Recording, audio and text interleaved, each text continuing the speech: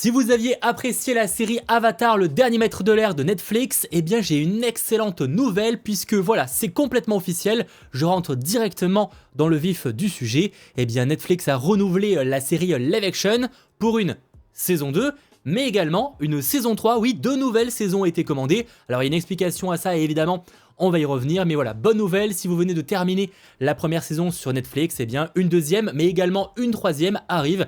Et en soi, c'est pas extrêmement surprenant au vu aussi du matériel source sur lequel se base la série, mais ça évidemment, on va y revenir dans quelques instants. En tout cas, l'annonce est tombée du côté de Netflix, voilà, saison 2 et saison 3 commandées pour cette série Avatar, le dernier maître de l'air, qui a été globalement une bonne surprise. En plus, en termes d'audience aussi, ça a été assez présent. C'est vrai que c'était un projet qui était évidemment très attendu parce que c'est une série extrêmement populaire en termes d'animation, débutée au début des années 2000, donc avec une très très grosse communauté de fans.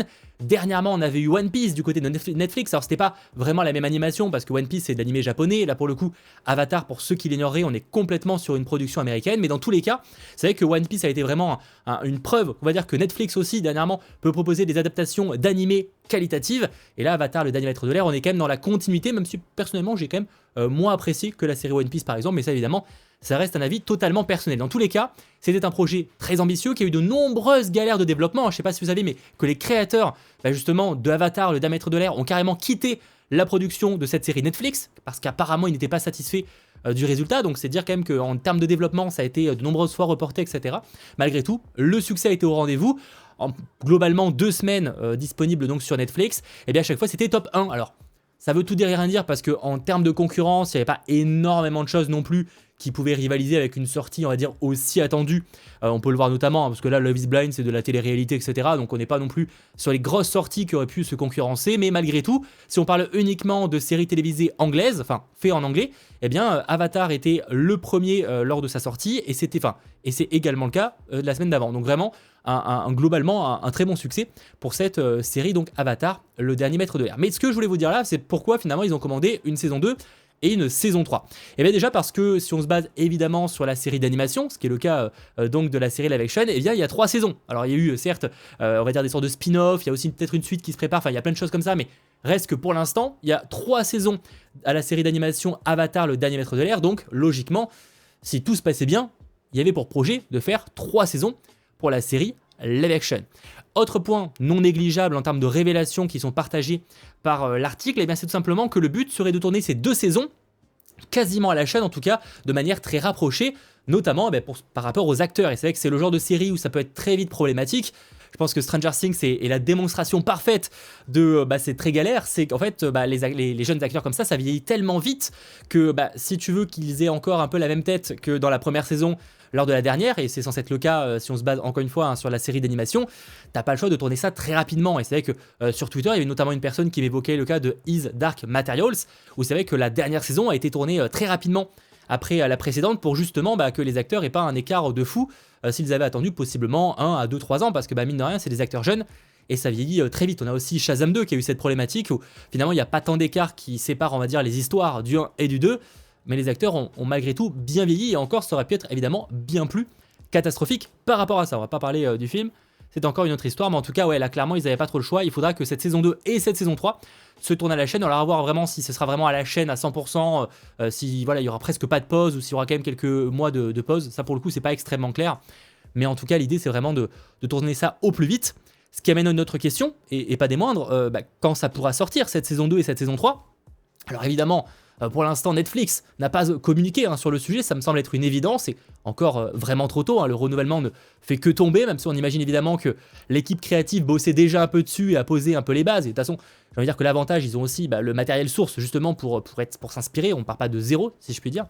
Donc forcément, il y a quand même quelques bases. Malgré tout, combien de temps il faudra attendre ? Difficile à dire, je pense qu'on peut espérer pourquoi pas un tournage d'ici d'ici la fin d'année. Voilà, un début de tournage d'ici la fin d'année, c'est pas impossible. Là, tout de suite, ça me paraît bizarre ou parce que j'ai pas l'impression que le développement soit si avancé que ça. Donc peut-être, d'ici après l'été, c'est pas impossible. Avant, ça me paraît juste, mais ouais, peut-être un début de tournage donc après l'été. Et alors du coup, ça conduirait à une sortie, franchement en 2025, ça me paraîtrait très optimiste pour le coup.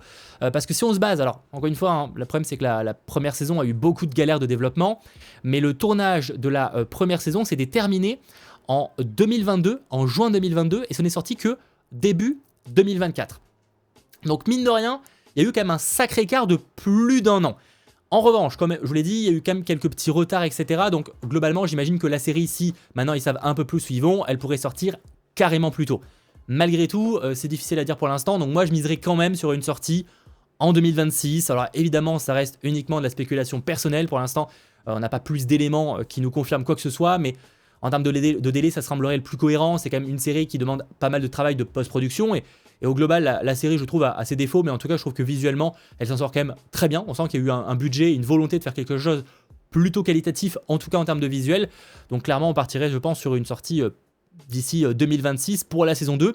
L'avantage, par contre, de tourner les 2 saisons à la chaîne, c'est que par contre, la saison 3 pourrait sortir relativement rapidement après cette dernière. Voilà, malheureusement, c'est vrai qu'on est très loin de l'époque où, alors ça dépend des séries évidemment, hein, celles avec des effets spéciaux, c'est toujours plus compliqué forcément, et surtout des séries très ambitieuses avec des décors, etc.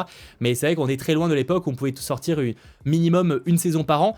Il y a des séries qui peuvent y arriver, selon évidemment, encore une fois, ce que ça demande en termes de travail créatif, post-production, etc. Mais c'est vrai que pour des séries comme ça, comme par exemple la série One Piece, qui elle aussi ne débarquera clairement pas tout de suite, c'est vrai que ça prend forcément beaucoup de temps, donc c'est dommage, surtout que en général les plateformes essayent de sortir les saisons le plus rapidement possible pour aussi ne pas perdre une certaine hype, parce que c'est vrai que, par exemple dans le cas de Stranger Things, ça marché, hein, mais souvent c'est vrai qu'ils peuvent pas forcément se permettre d'attendre très longtemps. Notamment c'était le cas de la série The Society qui devait du coup sortir à la base, hein, une saison 2 a été commandée du côté de Netflix, sauf qu'avec la grève, etc. et tout ce qui s'est passé, en fait s'ils avaient attendu, enfin c'est plus le Covid à l'époque, s'ils avaient attendu de faire cette saison 2, en fait il y aurait eu trop d'écart avec la première, et en fait globalement ils ont dit que ça valait pas le coup par rapport à l'investissement, etc. et par rapport au succès aussi de la première saison. Bon là dans le cas d'Avatar il y a quand même eu un succès qui est bien plus présent, et encore je vous dis ça fait que 2 semaines que c'est sorti, et on imagine que ça va continuer parce que il n'y a pas énormément de concurrence. Enfin, il y a quand même quelques séries qui arrivent très bientôt sur Netflix, mais est-ce que vraiment des concurrences assez importantes pour vraiment détrôner Avatar, le dernier maître de l'air, qui a l'air d'être un très bon succès? Je ne sais pas. J'espère en tout cas que cette vidéo vous aura plu, et je vous laisse évidemment en commentaire me partager vos impressions sur cette première saison de Avatar, le dernier maître de l'air. Êtes-vous satisfait ou non du résultat? Êtes-vous content de la nouvelle d'un renouvellement pour une saison 2 et une saison 3? En tout cas, pour que Netflix commande directement ces 2 saisons, c'est qu'ils y croient carrément, et ça pour le coup, ça fait extrêmement plaisir, et honnêtement, si on nous propose quelque chose de cette qualité-là, je suis assez preneur, même si personnellement c'est plus sur l'attachement que j'ai eu au personnage où j'étais globalement assez déçu, et il paraît que clairement si on se base encore une fois sur la série d'animation, on est quand même à des années-lumière par rapport à ça, mais la série a malgré tout de très grande qualité et pourra peut-être vous faire l'apprécier si évidemment vous lui laissez sa chance. On se retrouve donc très vite pour de nouvelles vidéos, n'hésitez pas à lâcher un petit pouce vers le haut, à vous abonner, c'était votre geek Mathéo, ciao tout le monde.